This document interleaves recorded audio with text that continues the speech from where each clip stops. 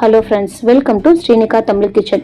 இன்னைக்கு நம்ம சேனல்ல பிரசாதமா படைக்கிறதுக்காக வெங்காயம் பூண்டு எதுவுமே சேர்க்காம ரொம்ப சிம்பிளா ரொம்ப குயிக்கா செஞ்சு முடிச்சிடலாம். இப்போ எப்படி செய்யறதுன்னு பார்க்கலாம். லெமன் ரைஸ் பண்ணுறதுக்கு ஃபஸ்ட்டு ஒரு பேனில் 3 டேபிள் ஸ்பூன் அளவுக்கு எண்ணெய் சேர்த்துக்கலாம்.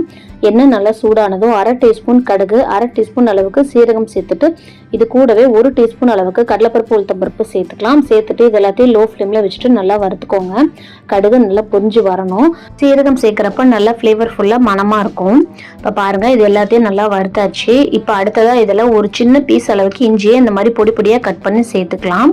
இது கூடவே 1/4 டீஸ்பூன் அளவுக்கு பெருங்காயத்தூள், ஒரு 2 பச்சை மிளகாயை இந்த மாதிரி நீட்ட வாக்கில் பொடியாக கட் பண்ணி சேர்த்துட்டு கூடவே ஒரு 2 கொத்து கருவேப்பிலை சேர்த்துட்டு இது எல்லாத்தையும் நல்லா மிக்ஸ் பண்ணி விட்டுறலாம்.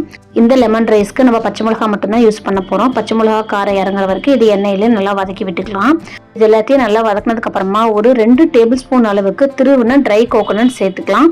சேர்த்துட்டு இது கூடவே 1/4 டீஸ்பூன் அளவுக்கு மஞ்சத்தூள் சேர்த்துக்கலாம். இந்த ட்ரை கோகோனட் சேர்க்கிறப்ப லெமன் ரைஸ்க்கு மைல்டா ஒரு ஸ்வீட் ஃப்ளேவர் கொடுக்கும். அது சாப்பிடும் பொழுது நல்லா இருக்கும். தேங்காயோட கிரன்ச்சினஸோட சாப்பிட்றதுக்கு ரொம்பவே டேஸ்டா இருக்கும். இப்போ இது எல்லாத்தையும் நல்லா மிக்ஸ் பண்ணி விட்டதுக்கு அப்புறமா ஒரு 2 டேபிள் ஸ்பூன் அளவுக்கு வேர்க்கடலை சேர்த்துட்டு ஒரு 2 சின்ன சைஸ் லெமனை இந்த மாதிரி சீட்ஸ் எல்லாம் ரிமூவ் பண்ணிட்டு சேர்த்துருங்க. லெமன் ஜூஸை சேர்த்த உடனே அடுப்பை அணைச்சிருங்க. எலுமிச்சை சாறு ரொம்ப நேரம் கொதிக்க தேவையில்லை. அதிக நேரம் கொதிச்சுது அப்படின்னா இதில் லைட்டாக கசப்பு தட்டிடுவோம். இப்போ இது எல்லாத்தையும் நல்லா மிக்ஸ் பண்ணி விட்டதுக்கு அப்புறமா இதில் வேக வச்ச சாதம் சேர்த்துக்கலாம். நான் இன்னைக்கு ஒரு 2 கப் அளவுக்கு வேக வச்ச சாதம் சேர்த்துக்கிறேன். இது ஃப்ரெஷ்ஷாக வேக வச்சு வடித்த சாதம். நல்லா ஆற வச்சு இதில் சேர்த்துக்கோங்க. இல்லை அப்படின்னா குலைவா போயிடும் நம்ம கிளறும் பொழுது.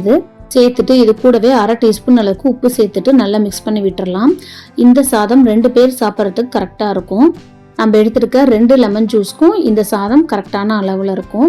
இது எல்லாமே நல்லா எல்லா பக்கமும் மிக்ஸ் ஆகிற அளவுக்கு மிக்ஸ் பண்ணி விட்டுறலாம். இப்போ பாருங்கள், நல்லா மிக்ஸ் பண்ணி விட்டாச்சு. இப்போ கடைசியாக இதில் கொஞ்சமாக கொத்தமல்லி தலையை தூவிக்கலாம். இது ஃப்ளேவருக்காக சேர்த்துக்கிறோம். உங்களுக்கு வேணும்னா சேர்த்துக்கலாம். இல்லை அப்படின்னா இந்த ஸ்டெப்பை அப்படியே ஸ்கிப் பண்ணிடுங்க.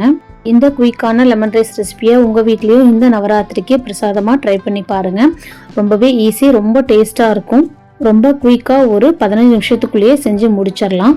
இந்த ரெசிபியை உங்கள் வீட்லேயே ட்ரை பண்ணி பார்த்துட்டு எப்படி வந்துச்சுன்னு எனக்கு கமெண்ட்ஸில் சொல்லுங்கள். நம்ம சேனல் உங்களுக்கு பிடிச்சிருந்தா லைக் பண்ணுங்கள், ஷேர் பண்ணுங்கள், மறக்காமல் சப்ஸ்கிரைப் பண்ணுங்கள். தேங்க்யூ.